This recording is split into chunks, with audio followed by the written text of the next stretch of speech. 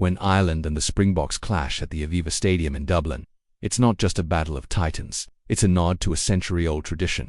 Get this, the home team, Ireland, will be the ones wearing their alternate kit.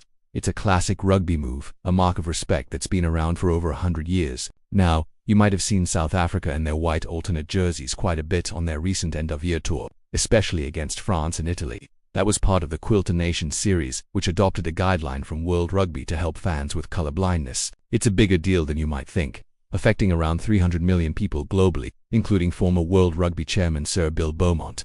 So even though the blue of France and Italy didn't really clash with the Springboks' iconic green and gold, the Boks switched to white to make the game easier for everyone to watch. But here's where things get interesting. For the Ireland game, the Springboks are back in their famous green and gold. Why the switch back? It's all about tradition.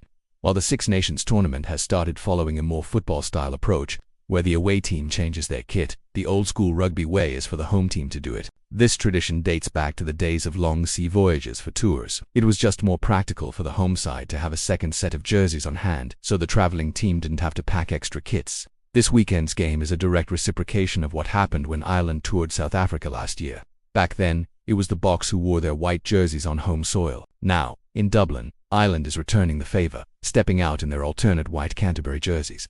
It's a beautiful piece of rugby etiquette that you don't see in every competition. Of course, jersey clashes between these two teams have a bit of a history. Remember the 2023 Rugby World Cup? The Springboks had to wear a special edition white jersey for that pool match because their usual alternate kit was similar to Ireland's light green. And who could forget 2017? Ireland wore a grey alternate kit that, ironically, seemed to clash with the Springboks' green and gold even more than their traditional home colours. The confusion on the pitch was noticeable, but Ireland were anything but confused in their play. They delivered a crushing 38-3 victory. Broadcaster Dare O'Brien on RTE Sport had a legendary line at halftime, with Ireland already leading 14-0. He said, "A lot of people have been on about the Irish jersey, but if you are confused, Ireland are the team that are disciplined, organised, and half-decent. South Africa are the other team." Ouch. That result was a massive wake-up call and is often cited as a key reason. Rassie Erasmus and Jacques Nienaber decided to return to South Africa and overhaul the Springbok system. This long-standing rivalry, marked by these moments of mutual respect and on-field brutality, adds so much spice to the upcoming match. It's not just about the points on the board. It's about history, tradition, and a rivalry that has shaped modern rugby.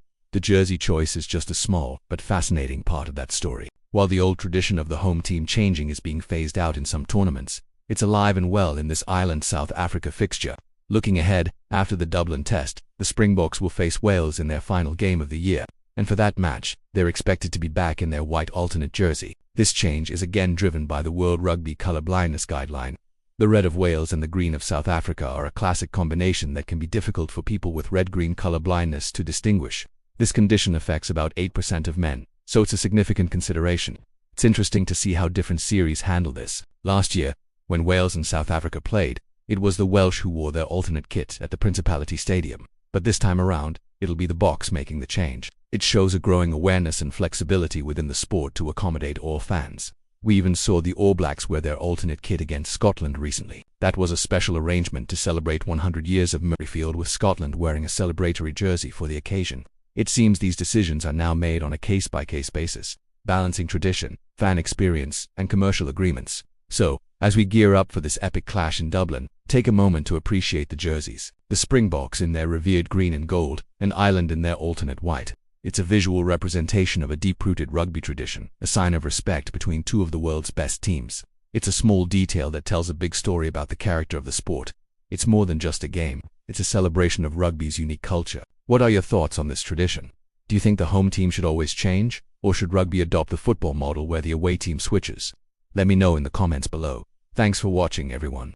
If you enjoyed this deep dive into rugby's quirky traditions, make sure to hit that like button and subscribe for more content. We'll be back with more analysis and stories from the world of rugby.